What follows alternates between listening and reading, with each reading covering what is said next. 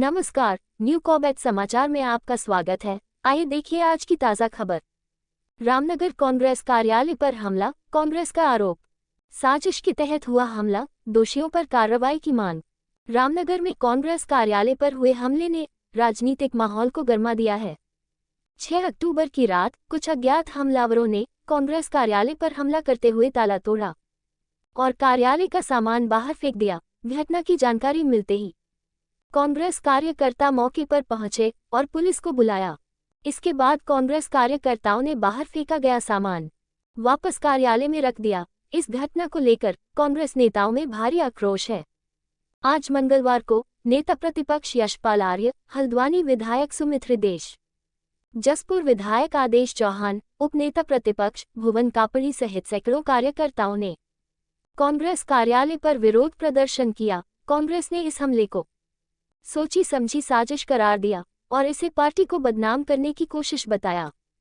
कांग्रेस नेताओं का कहना है कि ये हमला कुछ लोगों द्वारा जानबूझकर किया गया ताकि कार्यालय की जमीन पर कब्जा किया जा सके। उन्होंने दावा किया कि दूसरे पक्ष ने इस जमीन को 3 पीढ़ियों पहले 90 साल के लिए लीज पर लिया गया था और इस जमीन की लीज को खत्म हुए अरसा हो गया है, फिर भी ये लोग इस पर मालिकाना हक जता रहे हैं। पार्टी ने आरोप लगाया कि बिना किसी कानूनी नोटिस के हमलावरों ने अचानक आधी रात को हमला किया। कांग्रेस ने हमलावरों पर सख्त कार्रवाई की मांग करते हुए कहा कि अगर प्रशासन ने दोषियों पर कार्रवाई नहीं की तो वे सड़कों पर उतरकर बड़े पैमाने पर आंदोलन करेंगे। आप लगातार देखते रहिए न्यू कॉबैट समाचार रामनगर से। न्यू कॉबैट समाचार की यह विशेष रिपोर्ट। चैनल को लाइक, कमेंट और सब्सक्राइब करना ना भूलें। तो अनैतिक तरीके से कायदे से अगर कोई इलीगल भी चीज है, 1 महीने का रेंट एक्ट में उसको नोटिस मिलना चाहिए, और अगर लीगल अगर व्यक्ति है तो उसे 3 महीने का नोटिस मिलना चाहिए।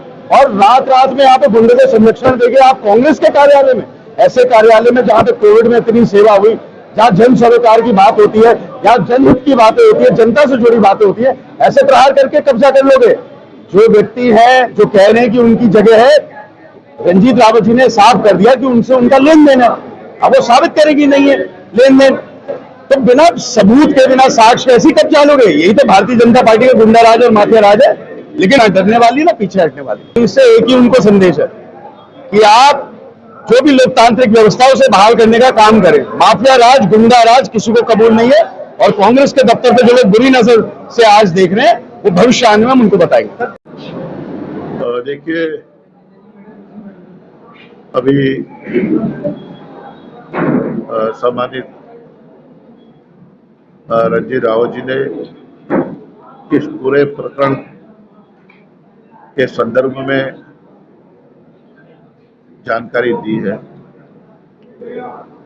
और इस बात को भी कहा है कि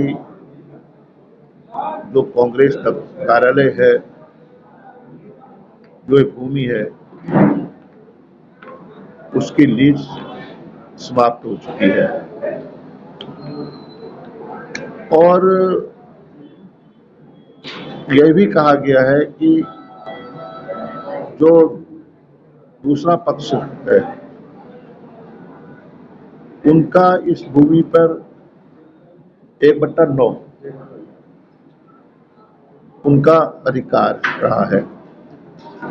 लीज समाप्त होगी, उसके बाद इसका रिन्यूअल नहीं हुआ और पिछले 8 लीज भ्रष्ट होगी और 8 साल से यहाँ पर कांग्रेस कार्यालय स्थापित है। जिस तरह से शाम के समय में कार्यालय बंद होने के उपरांत कुछ लोग आकर कार्यालय का ताला तोड़कर जबरन घुसपैठ करते हैं, यहाँ के जो महत्वपूर्ण पत्रावलियां हैं, फर्नीचर्स है, सामग्री है, उसे उठाकर बाहर फेंक देते हैं। वो लोग कौन हैं, यह भी एक जांच का विषय है। प्रशासन ने उनके खिलाफ कार्रवाई करनी चाहिए थी, जो नहीं की गई, और नोटिस देने की एक नोटिस देना चाहिए था। जो हमारा स्पष्ट रूप से जो हमारा मंतव्य है, जिसका जिक्र आपने किया, तो हम रंजीत रावत जी ने किया, जो लैंड कंट्रोल एक्ट के बारे में विस्तार से जानकारी दी, तो हम तो हमारा नियत, हमारी मंशा स्पष्ट है कि नोटिस देना चाहिए था।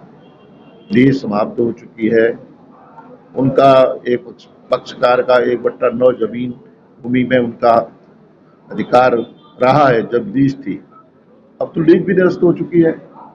तो मेरा कहना है कि प्रशासन को इसमें तटस्थ होना चाहिए था, निष्पक्ष जांच, निष्पक्षता दिखाई देनी चाहिए थी, जिसको लेकिन लगता है कि प्रशासन कहीं न कहीं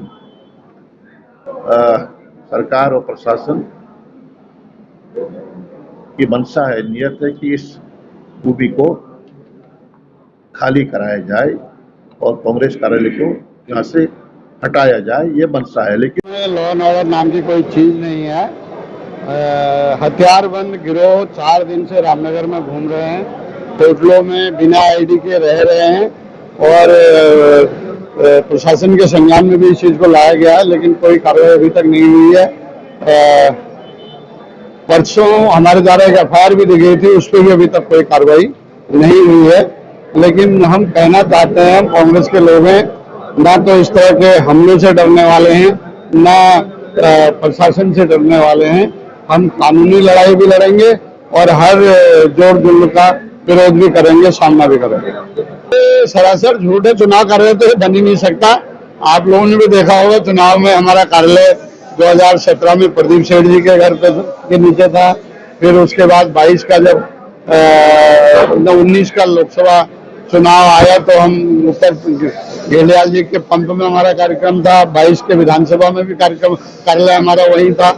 अभी जो 24 का लोकसभा चुनाव हुआ है उसमें हमारा कार्यालय तहसील पर धीरज सती जी के यहाँ था। चुनाव कार्यालय तो बन ही नहीं सकता।